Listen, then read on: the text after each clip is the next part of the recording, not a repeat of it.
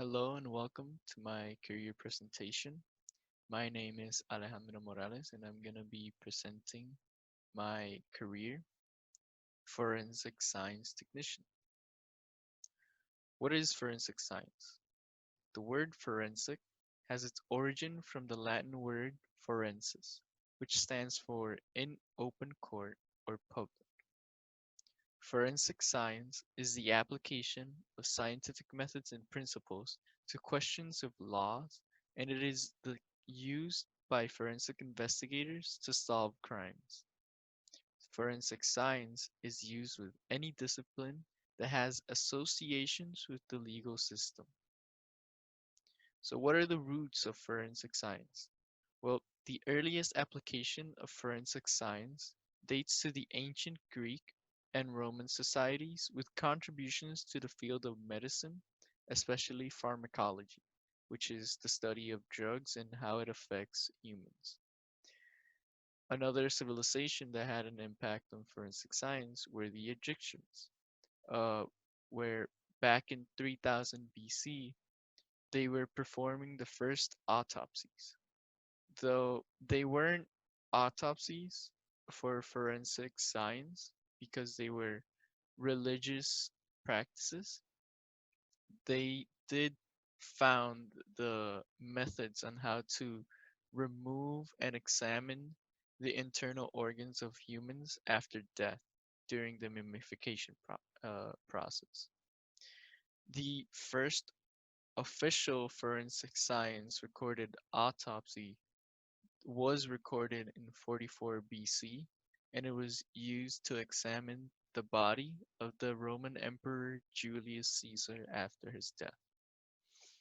Over at the east, the book Ki Wang Lu, sorry if I butchered it, or translated to Washing Away of Wrongs, published in the 13th century in China by Song Qi, was the first published guide to pathology. In this book, Song Qi talked about methods used in order to determine if a death resulted from suicide, accident, or murder. And he also talked about how to inspect and preserve evidence during the examination process, how to wash a dead body for examination, how to extract a hidden injury from a dead body and bones, and how to calculate time and death based on the weather and insects. These are all pretty common things heard in the forensic science realm, and it's curious to see how these uh, methods were founded so early on. Going into to the timeline, going ahead into the 18th and 19th century, forensic science saw a substantial progress. Techniques such as matching evidence, like clothing fibers and footprints, to those found on a suspect started gaining more popularity. Eventually, criminal investigations started revolving more around evidence-based and rational approaches.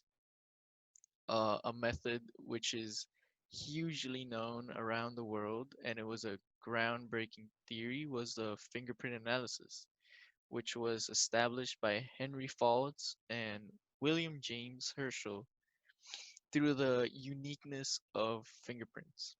The study received a huge support from experts all over the world and was later accepted as a crucial evidence in the legal system, obviously. Scotland Yard's another example of a groundbreaking method was Scotland Yard's Henry Goddard, who became the first to connect a bullet to a murder weapon using physical analysis.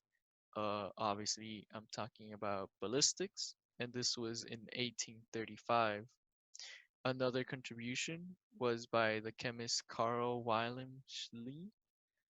He first developed a chemical test to detect arsenic in corpses in 1773, and his work was further elaborated by the German chemist Valentin Ross in 1806 to detect poison in the stomach of walls.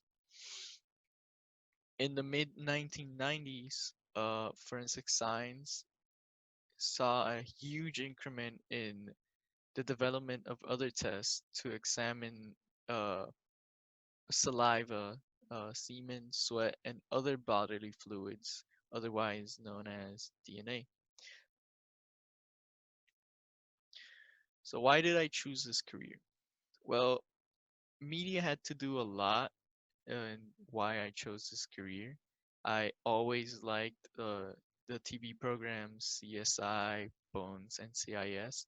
And really, before going to college, I had no idea what I wanted to do. So, both my parents, they both went to college, they got their degrees, and they wanted me to do the same. But I didn't know what to major in. So after a while, the idea that I wanted to be like those forensic investigators just stuck to me. And I have always been good in math and science as well as analytical and problem solving skills. So I started my major as a chemist because chemistry was my favorite subject in high school. And now I'm aiming to specialize in forensics. So position overview. What are some of the things that you need to know about this position? So, education and training for forensic science technicians typically need at least a bachelor's degree in the natural sciences. And if you're in a more general science program, you should try to take classes related to forensic science. Some of the duties forensic scientist technician may have to do involve performing chemical, biological, and physical analysis of evidence taken on the crime scenes, analyzing crime scenes and determining what and how evidence should be collected, recording observations and findings such as the location and position of evidence, collecting physical evidence, including weapons, fingerprints, and body fluids, and then cataloging them and preserving them for transfer to crime labs. Uh, Another duty could be, I didn't add it in the presentation, but uh, being a professional witness at a court and testifying in court, that is another of the duties. Their work environment. Forensic scientists, they may have to work outside in all type of weathers and spend large quantity of times in laboratories and offices, or some combination of both. They often work in groups and teams with specialists and other law enforcement personnel, and many of the specialists in forensic science only do work in laboratories, so there it exists as a possibility too that you may never see the crime scene and you may just stick to the lab. Uh, Pay. Forensic scientists have a salary according to the Bureau of Laboratory Statistics of 58,230 per year. Uh, what are some of the skills and qualities of a forensic science technician? Well, communication skills, one, as I said, you need to be a professional um, witness.